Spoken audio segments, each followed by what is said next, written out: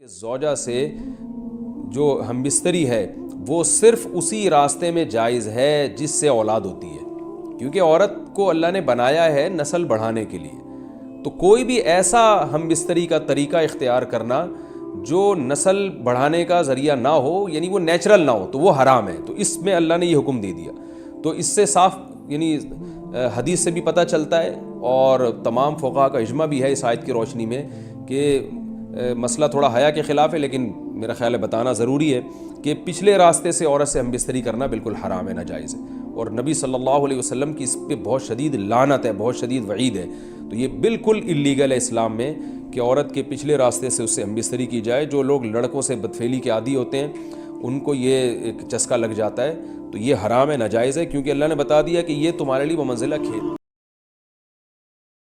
اللہ نے ارشاد فرمایا نساؤکم حرث لکم، تمہاری عورتیں تمہارے لیے بمنزلہ کھیت کے ہیں۔ حرث عربی میں کھیت کو کہتے ہیں، تو بمنزلہ کھیت کے ہیں۔ جیسے بیج ڈالا جاتا ہے کھیت میں اور اس سے پیداوار بڑھتی ہے، تو عورت کی جو ایک حیثیت ہے، نیچر نے جو اس کی ایک حیثیت متعین کی ہے، وہ بھی ایک نسل بڑھانے کا ذریعہ ہے، جس میں مرد کا جو اسپم ہے وہ بطور بیج کے ہے، اور جو اولاد ہے وہ ایک پیداوار کی طرح ہے۔ تو اللہ نے یہ یاد رکھیں، اس آیت کو بہت سارے غیر مسلموں نے عورت کے خلاف بہت نیگیٹیوٹی پھیلائی ہے کہ دیکھو اسلام عورت کی توہین کرتا ہے، اس کو کھیتی سے تعبیر کرتا ہے۔ تو کچھ لفظ کسی اور زبان میں جب وہ جاتے ہیں تو وہ توہین کا معنی دیتے ہیں۔ عربی میں جو حرث کا معنی ہے یہ تعظیم کے لیے ہے، توہین کے لیے نہیں ہے۔ اردو میں جو کھیتی کا معنی ہے وہ توہین کے لیے استعمال ہوتا ہے۔ کھیتی یعنی جو پاؤں میں روندی ڈالنے والی، اور زمین جو ہے پاؤں میں گویا روندی، اس کو روندا جا رہا ہے۔ تو اس لیے اس کا اردو میں بالکل اسی طرح جو لوگ ترجمہ کر دیتے ہیں کہ عورتیں تمہاری کھیتیاں ہیں، تو یہ ترجمہ میرا خیال ہے اس لیے درست نہیں ہے کہ اردو میں اس کا مفہوم ہی چینج ہو جاتا ہے۔ یعنی گویا ایک عزت کے لیے جو لفظ اللہ نے استعمال کیا وہ ذلت کا ذریعہ بن جاتا ہے۔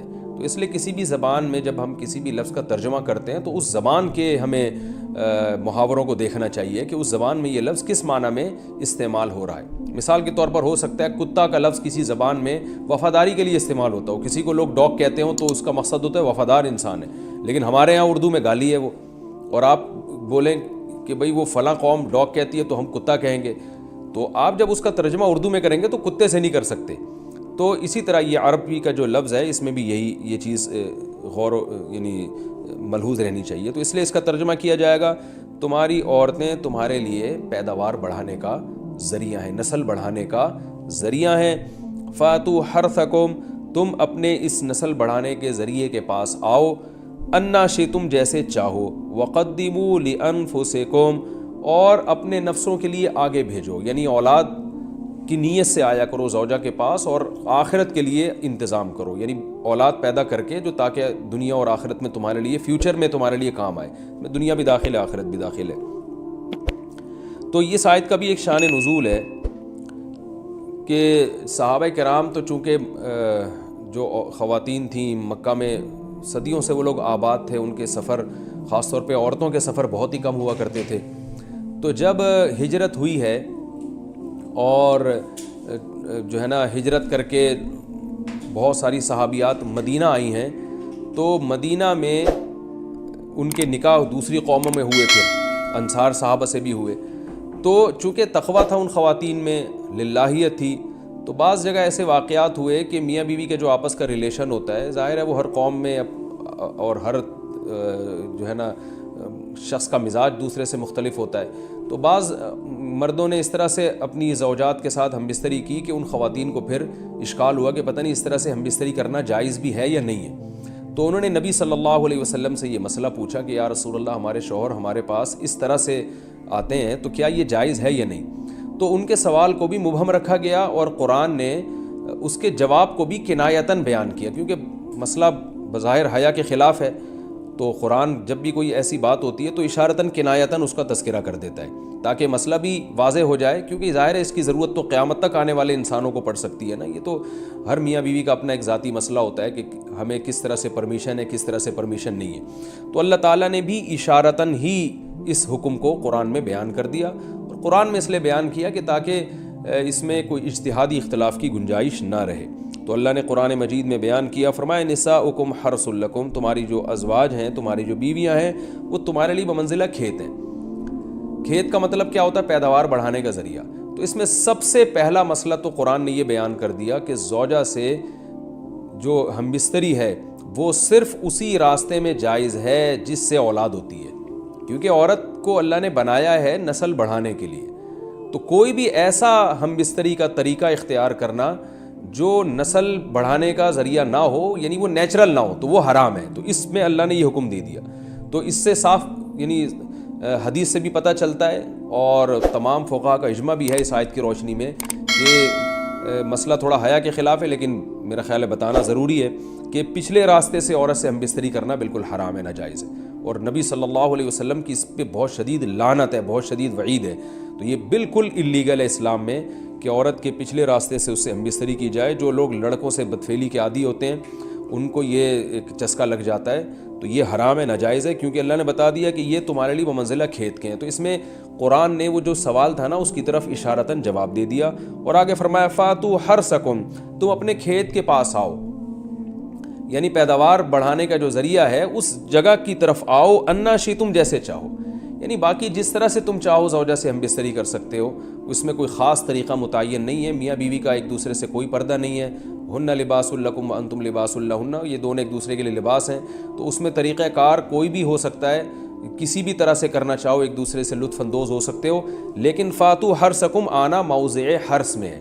حرث کا مطلب وہ اس جگہ کی طرف آنا ہے جہاں سے نسل بڑھتی ہے، کسی اور راستے کی طرف. اس سے صاف طور پر جو ہے نا وہ جو فاسق فاجر لوگوں کی جو برائی ہے جو لڑکوں سے بدفعلی کے نتیجے میں پیدا ہوتی ہے، اس کا اللہ نے قلع قمع کر دیا کہ اس کی اسلام میں بالکل اجازت نہیں ہے. باقی طریقہ کار کیا ہوگا یہ تمہارے اوپر، اس کی اللہ نے تمہیں اجازت دی ہے. وقدموا لانفسکم، اور چونکہ بار بار حرث کا تذکرہ ہو رہا ہے کہ نسل بڑھانے کا، تو اس لیے اللہ نے فرمایا کہ قدموا لانفسکم، اپنی ذات کے لیے فیوچر میں انتظام کرو. قدموا کا مطلب آگے بھیجو اپنی ذات کے لیے سرمایہ. کیا مطلب؟ کہ جب زوجہ سے ہم بستری کرو تو نیت اولاد کی ہونی چاہیے، تاکہ وہ اولاد دنیا میں بھی اور آخرت میں بھی تمہارے لیے ذخیرہ بن جائے. تو یہ نسل بڑھانے کی بہت زبردست ترغیب ہے اس آیت میں. اور اس آیت میں اللہ نے عورت کا کہ بہت ساری ذمہ داریوں میں سے ایک بڑی ذمہ داری کا بھی بیان بتا دیا کہ عورت کو اللہ نے بنایا ہے. جو مرد اور عورت کا جو فرق رکھا ہے نا، اس فرق کی بڑی وجہ یہی ہے کہ مرد کے اسپم کو اللہ نے بیج کے طور پہ پیدا کیا ہے اور عورت کو اللہ نے زمین کے طور پہ. تو بیج اور زمین کے ملاپ کا بنیادی مقصد ہی نسل بڑھانا، پیداوار بڑھانا ہوتا ہے، نہ یہ کہ نسل روکنا. آج فیملی پلاننگ والوں نے اس آیت کی دھجیاں اڑا دی ہیں، اور جو پوری دنیا میں ایک بیہودہ قسم کی تحریک چل رہی ہے، یہ آیت بالکل اس کی نفی کر رہی ہے. اس لیے اللہ نے فرمایا اچھا، اللہ نے اس کا بھی جواب دے دیا کہ جو فیملی پلاننگ والے کہتے ہیں نا نسل بڑھنے سے تمہارا نقصان ہوگا، خرچے بڑھ جائیں گے، تو اللہ فرماتے ہیں قدموا لانفسکم، تمہارا فیوچر بن جائے گا، سنور جائے گا. کیونکہ اولاد پہ اتنی انویسٹمنٹ نہیں ہوتی جتنا اس کا آؤٹ پٹ ہوتا ہے. ان پٹ کم ہے، آؤٹ پٹ زیادہ ہے.